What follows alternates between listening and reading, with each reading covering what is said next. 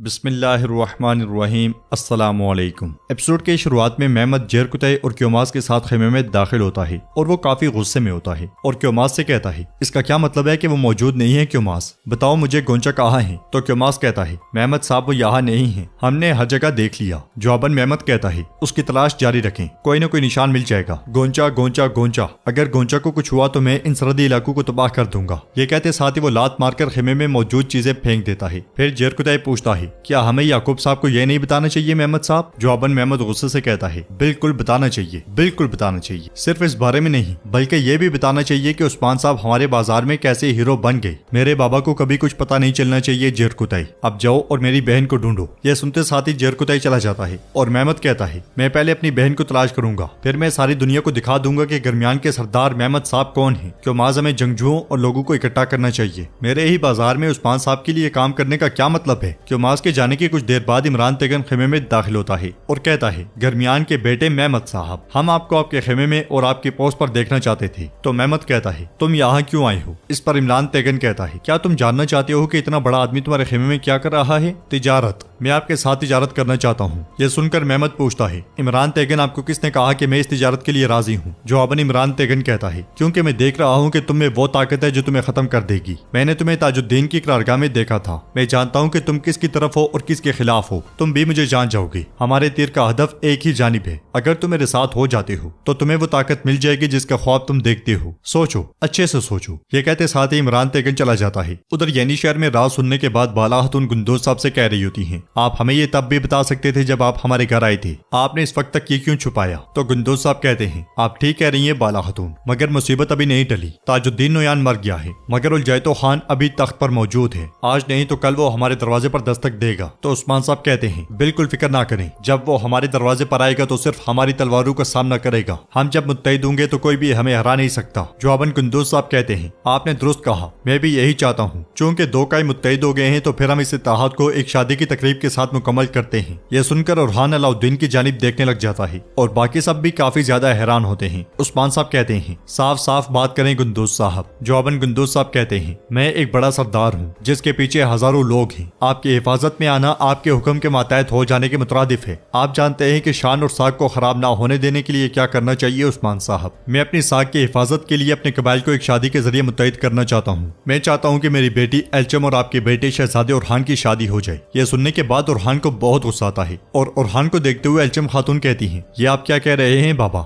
मगर सरदार गुंदोजों ने खामोश करवा देते हैं और उस्मान साहब कहते हैं ये शादी का मामला बहुत अहम होता है और ये बहुत अचानक हो गया। मैं पहले अपने घर वालों से मशवरा करूंगा और आप अपने घर वालों से मशवरा कर लें। देखते ही देखते उरहान की आंखें भर जाती हैं। नाज़रीन, इसके बाद हम देखते हैं कि अतरानोस किले में होलोफेरा उरहान के लिए एक खत लिख रही होती है। वो खत में लिखती है उरहान, मैंने सब कुछ खतरे में डाल दिया है। मैं इल्तिजा कर रही हूँ कि मुझे इस गलीज किले से बचा लो जिसमें मैं कैद हूँ। मैं अब जंग को और तुम्हारी गैर मौजूदगी को बर्दाश्त नहीं कर सकती। मैं मुसलमान होने के लिए इस्लाम को सीखने की ख्वाहिशमंद हूँ। बस मुझे वक्त दो। तुम्हें हर चीज से बढ़कर चाहने वाली होलोफेरा। खत लिखने के बाद होलोफेरा एकदम से उठ जाती है। उधर यानी शहर में उस्मान साहब मलून खातून और उरहान से पूछते हैं आप लोगों ने गुंदोज साहब को सुना, क्या कहते हो फिर आप लोग। बोलो उरहान बोलो। तो उरहान कहता है जनाब आप जानते हैं कि मेरे दिल और दिमाग में क्या चल रहा है। फिर मलून खातून कहती है एल्चम अच्छी लड़की लगती है, वो हम में से है, हाइमा माँ की नस्ल से है, मगर आखिरी फैसला मेरे उरहान का है। ये चाहे कोई भी फैसला कर ले, इसकी माँ इसका साथ देगी। दोनों को सुनने के बाद उस्मान साहब कहते हैं देखो बेटा, मैं अच्छी तरह जानता हूँ कि ये फैसले मुश्किल होते हैं। मैं तुम्हें हक बजानिब समझता हूँ, मगर ये जान लो ये सिर्फ दिल का मामला नहीं है, ये रियासत का मामला भी है। दोनों कबाइल के इत्तेहाद यकीनन हमारी ताकत को दुगना कर देगा। लेकिन बेटा मैं तुम्हें मजबूर नहीं कर सकता। सबसे बेहतर फैसला तुम ही करोगे। देखो रियासत को ख्वाब देखना आसान है लेकिन इस अमानत को उठाना असल मसला यही है। मैं तुम्हें अभी वक्त दूंगा, जाओ और सोचो। ये सुनते साथ ही उरहान चला जाता है। उसके जाने के बाद उस्मान साहब कहते हैं कभी कभी मैं सोचता हूँ कि सरदार होना ज्यादा मुश्किल है या बाप होना। मुझे लगता है कि असल मुश्किल चीज बाप होना है। उधर हम देखते हैं कि अलाउद्दीन बर्फ लेकर गोंचा के पास जाता है और कहता है ये इसके लिए मुफीद होगी इंशाल्लाह। हौसला करो गोंचा, हिम्मत ना छोड़ना। अलजन पूछती है शहजादे अगर इसे कुछ हो गया तो अल्लाह बचाए, लेकिन अगर ये बच ना पाई तो फिर हम क्या करेंगे। इसे मत छुपाएं। तो अलाउद्दीन कहता है कुछ नहीं होगा, ये बहुत मजबूत है, ये अपने पांव पर खड़ी होगी। ये सिर्फ थक गई है, परेशान हो गई है, मगर जल्द ही उठ खड़ी होगी इंशाल्लाह। जबकि बाहर से गाजी बाला खातून को लेकर आ रहा होता है और कहता है मैं जो मर्जी कर लो, मेरी माँ मुझे कमरे में दाखिल नहीं होने देती। वो कहती है कि मैं बीमार हूँ, मैं बहुत डर रहा हूँ बाला माँ। तो बाला खातून कहती है डरो मत मेरे शेर, माएँ मजबूत होती हैं, उसे कुछ नहीं होगा, वो ठीक हो जाएगी। यह सुनकर गाजी कहता है वो मेरे बाबा की वाहिद अमानत है, मैंने उनसे वादा किया था कि मैं उनका ख्याल रखूंगा। उन्हें आता हुआ देखकर सिपाही भाई सुंगुर भागता भागता कमरे के बैठ जाता है और कहता है शहजादे बाला खातून आ रही है। यह सुनते साथ ही अलाउद्दीन और अलजन बहुत परेशान हो जाते हैं और अलजन कहती है अब तो हम गए, बाला खातून मुझे मार ही डालेंगी, कसम से मार डालेंगी। ये कहते साथ ही वो आगे बढ़कर दरवाजा खोलने लगती हैं तो अलाउद्दीन कहता है अलजन खातून पुरसकून हो जाएं। कमरे के बाहर खड़े सिपाही भाई सुंगुर से बाला खातून पूछती हैं भाई सुंगुर तुम क्या कर रहे हो? जवाबन सिपाही भाई सुंगुर कहता है शहजादे ने अलजन खातून के लिए दवा तैयार की थी, मैं उन्हें दरवाजे से वो दे रहा था। बाला खातून पूछती हैं अच्छा क्या अलाउद्दीन ने मुआयना किया, अलजन को क्या हुआ था? यह सुनकर गाजी बुलंद आवाज से कहता है वो कहती है कि यह बीमारी फैलने वाली है और मुझे अंदर नहीं जाने देती, माँ मैं आपका ख्याल रखूंगा। तो सिपाही भाई सुंगुर एकदम से कहता है मैं नहीं जानता कि उन्हें क्या हुआ है, मगर शहजादे ने कहा था कि किसी को अंदर ना जाने देना। मगर बाला खातून आगे बढ़ती है तो सिपाही भाई सुंगुर भी कहता है गाजी ने ठीक कहा है, बीमारी से बचने के लिए अंदर ना जाएं। मगर बाला खातून दरवाजा खोलकर अंदर दाखिल हो जाती हैं तो पर्दे के पीछे अलजन लेटी होती है। उसे देखकर बाला खातून पूछती हैं अलजन खैर है, तुम्हें क्या हुआ है? ये कहते साथ ही बाला खातून उसकी जानिब बढ़ने लगती हैं तो वो जोर जोर से खांसते हुए कहती है करीब ना आना, करीब ना आना, मैं बहुत बीमार हूँ। यह सुनते ही बाला खातून और गाजी अपने मुंह डांप लेते हैं, जबकि अलाउद्दीन गोंचा को थामे हुए चुप कर बैठा होता है। अलजन जबरदस्त अंदाज में नाटक करते ही चली जाती है और ये भी कहती है कि अलाउद्दीन साहब ने कहा है कि आराम करो। बाला खातून उसकी बात को सच समझकर गाजी के साथ चली जाती है। उनके जाते साथ ही अलाउद्दीन गोंचा को उठाता है और बिस्तर पर रख देता है और फिर अलजन को परेशान देखकर कहता है मैंने आपकी पीठ पर बहुत बड़ा बोझ रख दिया है, लेकिन आप मुझे समझने की कोशिश करें, हम किसी को सच नहीं बता सकते, गोंचा को उसके भाई मेहमद से बचाने की जरूरत है। जवाबन अलजन कहती है मेरे ऊपर आपके और गोंचा के बहुत ज्यादा एहसानात हैं, मैं जितना हो सका आपका साथ दूंगी। उधर अलचम गुंदोज साहब से कहती है बाबा मेरे साथ ऐसा मत करें, मुझसे इस तरह की किसी चीज का मुतालबा ना करें। तो गुंदोज साहब कहते हैं मैं इकाई का सरदार गुंदोज हूँ, अगर मैं उस्मान के ताबे हो गया तो मैं अपनी तमाम इज्जत खो दूंगा, लेकिन अगर इस शादी ने हकीकत का रूप धार लिया तो उस्मान और मैं बराबरी की सतह पर होंगी। ये सुनकर अलचम कहती है बाबा हरगिज नहीं, जिसका दिल दूसरी औरत के लिए धड़कता है मैं उस आदमी से शादी नहीं करूंगी।